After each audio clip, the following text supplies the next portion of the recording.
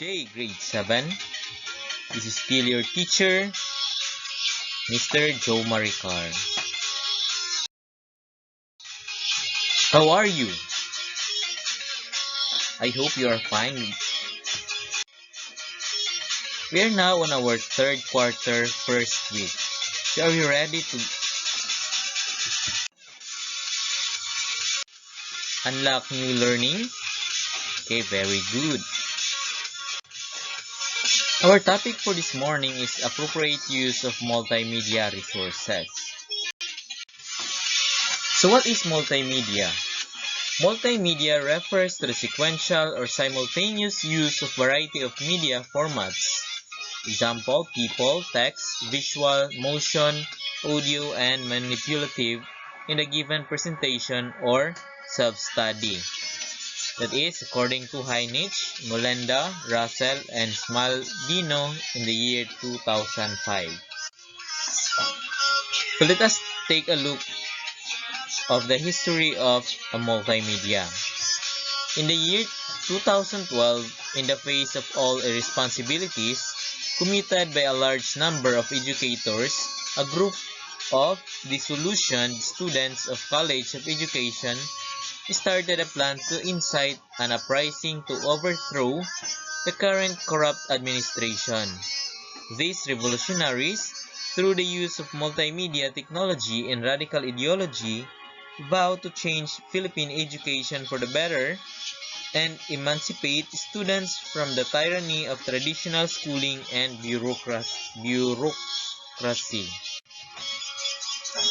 The revolutionaries have now spread to different commands throughout the nation, from the islands of Luzon to the islands of Mindanao, using armed struggle and multimedia education to liberate the Filipino youth. Now in 2013, the revolutionaries have started conducting multiple operations to recruit the top universities and colleges in the country to join cause, including the University of the Philippines, Diliman. The time for traditional and corrupt schooling is now over. The time for multimedia has come. Since the late 1970s, desktop computers used in the home and office have evolved into sophistication systems that help us to get our jobs done, deliver information, and provide entertainment. Presents a timeline of some of the key technologies that have contributed to the evolution of the multimedia computers. Do not worry if some of these terms, especially the ones pertaining to the hardware, seems unfamiliar to you right now because they will be discussed in detail later in this book. The main point is that multimedia technology did not happen overnight. Multimedia technologies has changed the way we look at computers. The first computers were seen as single-purpose machines that solved incredibly complex mathematical problems. During the 1960s, mainframe computers were used to manage large corporate databases and financial systems. The 1970s saw computer terminals throughout an organization being used for publishing and information management. The 1980s brought the desktop computer so everyone could have a computer at his or her desk for word processing, spreadsheets, and even games. Bringing the computer to the individual in the office, the home, and the classroom meant looking at the computer more than just fancy typewriter or automated bookkeep. In the mid-1980s into the 1990s, computer developers started looking at how computers could be used as never before. At the same time, advances in technology brought about faster desktop computers, increased working memory capacity in computers, higher data storage capacity in desk drive in CD-ROMs, digital audio and video, graphic operating systems that work by pointing and clicking the objects on the screen, instead of having to remember cryptic command sequences such as directory XEAE to find a program. Local and wide area networks that connected users to the world. Thousands of applications ranging from word processor to a myriad of multimedia products that have changed the workplace, classroom, and the home.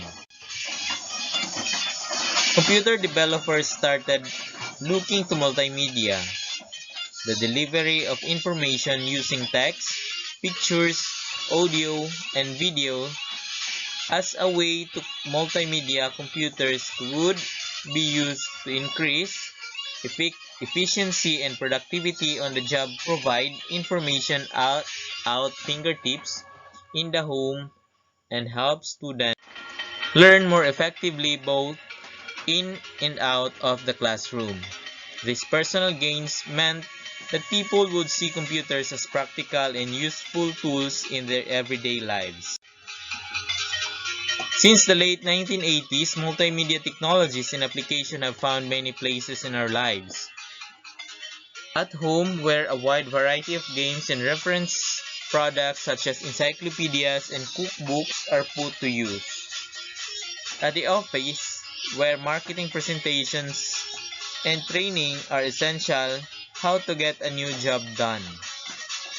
At school, where interactive software programs assist students in learning mathematics, science, and new languages. In shopping malls, where interactive computer terminals called kiosks help us to design greeting cards or to find out where specific stores are located. As you can see, the impact of multimedia technology on our daily lives is often more than we realize. The bottom line is that if there is a need to inform, teach, or entertain, multimedia technology can play a key role. Elements of multimedia. The first element is the people media. It consists of men, women, or even children that widely influence the people by reaching them through different means. They are the source of information and are responsible of disseminating those information. People media may also be defined as the utilization of people credible in their respective fields to talk about their expertise and help the students to learn from people with first-hand experiences on the particular field or topic. Audio media. It is the delivery of certain messages through means of sounds, such as radios. Visual media. These are sources of data or information in the form of visual representations. These may be abstractions, analogs, rough colis, illustrations, or digital reproductions of the objects the data pertains to. As such, they generally require the interpretation of the data gatherer. Motion media. These are integrated sound and sight kinetic media. Text media. These are speeches or images rendered in human-readable sequence of alphanumeric characters that communicate to people. Manipulatives. These are items or tools used to aid in hands-on learning. They are models in which learners can manipulate to gain understanding and or mastery of concept. So we'll go now to the advantages of multimedia. The first is creativity. It brings more life to discussions.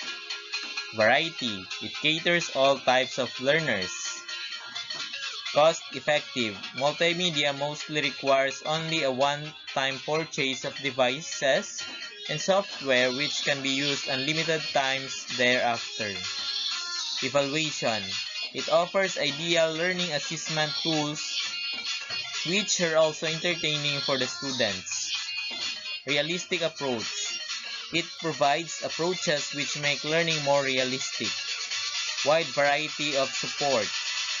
Multiple media formats are available for use, with different models being able to create multimedia. Trendy. The current trend of culture leans towards technology, and a great number of resources are being made available for different media formats. Those, those are the advantages, and these are the disadvantages of multimedia. Accessibility. Multimedia requires electricity to be operated, which may not be available in some rural areas or not be consistently available due to shortage and blackouts. Distracting. Multimedia may take away the focus from the lesson due to its attention-grabbing formats, such as games. Costly. Production of multimedia is more expensive than others because it is made up of more than one medium. Production of multimedia requires an electronic device, which may be relatively expensive. Multimedia requires electricity to run, which adds to the cost of its use. Time-consuming. Creating multimedia requires more time, requires mastery. Multimedia requires consistent and long practice to master, which may take a lot of time and energy from the user. Limited support. Compatibility. There is a wide variety of gadget models, which arouses incompatibilities of media formats. Fragile. The device used for multimedia must be used with care. Exposure to moisture or other elements could cause expensive, irreparable damage which would require another purchase. So this ends our discussion. I hope you learned something new from today's lesson. Thank you for spending your time listening to our discussion today. This is your teacher Joe Maricar signing off. Goodbye.